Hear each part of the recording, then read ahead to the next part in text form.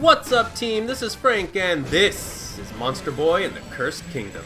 Damn, this game was challenging, but at the same time, the amount of effort put into hiding secrets and making all the transformations and armor feel unique and worth finding got me to stick it out to the end. So, Monster Boy and the Cursed Kingdom is a lighthearted story about your uncle going bananas and turning everyone into animals, so you decide to figure out how to fix everything. The adventure should take you between 10 to 20 hours, depending on how many secrets you want to find. Although your path in game is often very linear and prescribed, you're free to revisit areas and head off the beaten path in search of treasures where possible. As you progress in the game, you will gain access to several transformations, all with unique abilities and limitations. First, let's talk about Jin's human form. He can wear equipment and use magic. He also unlocks this sweet blink ability, which can phase through enemies and gives him a fast way to travel around the map. Next comes the pig. He too can use magic, but is unable to wear any equipment due to his chonky status. He's the only one who can sniff out secrets and clues. He also sinks in water and has a devastating ground pound ability. Soon after the pig, you'll find the snake form, which can't wear equipment for obvious reasons, but he's pretty fast and can shoot poison. He also gets the ability to stick to mossy walls and fits through small holes. Lastly, he unlocks an ability to smash through blocks with his head. Next is the frog. He can wear equipment and has a few signature abilities, like the tongue attack, which can swallow some bugs to gain health, but otherwise it will stun most enemies or perform some sick moves like stealing a bomb or a shield from an enemy to use it against them. Oh, and he can swim and doesn't run out of oxygen underwater. The lion form is super buff and can also wear equipment. He has a few unique abilities like being able to charge in 4 directions, which can break through some blocks. His charge even allows him to run across water. Lastly, you get this sweet dragon form. He too can wear armor and can also fly, shoot fireballs, or a devastating flamethrower attack.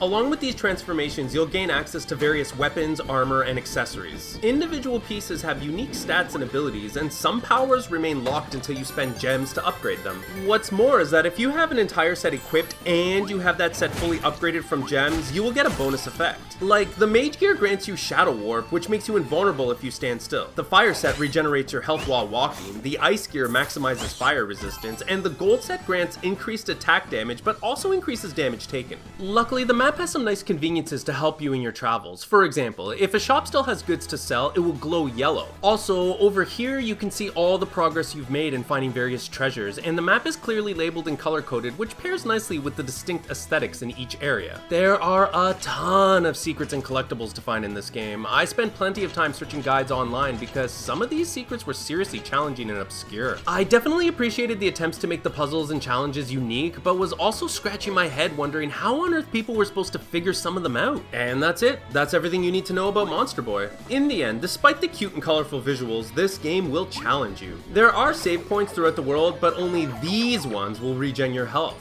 You may be lucky enough to pass by a health shop which can heal you or offer you an extra life potion, but you need to spend money, and I was often saving up for new gear and upgrades. When you die, you'll get ported back to these saves, and sometimes you're forced to replay large tracks of a level or boss fight, and this can be really frustrating and repetitive. Also, there are some things baked into the gameplay which makes the experience more difficult or clunky. Like, check this out. Jin, the lion, and the pig all have a downward attack ability, but the pig and Jin can't break some blocks. Only the lion can. And the dragon and frog can't even downward thrust. Also, only the pig and human can use magic. Like, why? Your attacks are mostly limited to direct left and right thrusts. Even when you gain the ability to shoot fireballs or icicles, they only fly in straight lines. This makes enemies attacking or just existing above or below your weapon godly. Oh, and since you have all these monster forms, magic spells, and equipment to use, selecting them in battle can be cumbersome. For example, the transformations in magic can be hot swapped by a wheel, which worked well enough since it paused the game, and many puzzles and challenges will require you to swap quickly and often. Sure, this broke the flow of the game, but for me, it wasn't a deal breaker, especially since there's an option in the menu to also cycle through these without pausing the game. However, the equipment felt way more clunky. The buffs and abilities they grant are important, and I was constantly swapping between gear as I traveled around. If you want to mix and match a set, that's fine, but if you want to wear an entire set to get the bonus, you will have to manually equip each piece one at a time. By the way, I strongly advise you to look through all of the option settings. You never know when a part of the main story will try to pull a Metal Gear Solid-esque puzzle on you and break the fourth wall.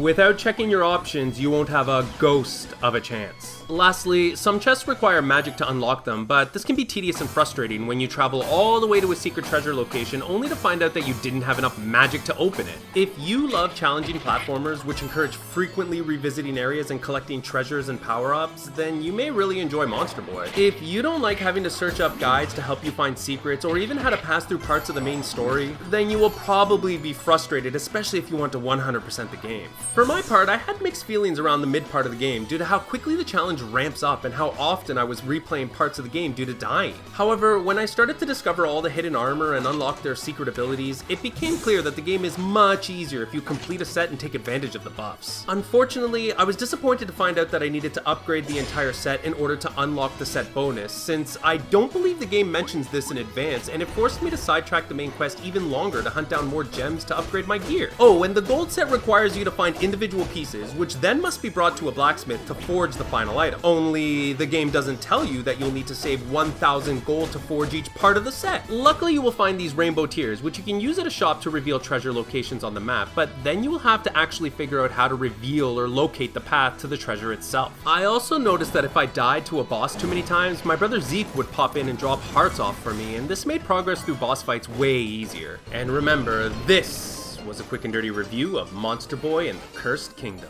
Hey, thanks for watching all the way to the end. Like, share, and subscribe to help my channel grow, and check out my Facebook, Twitter, and Patreon if you're looking for other ways to help me out.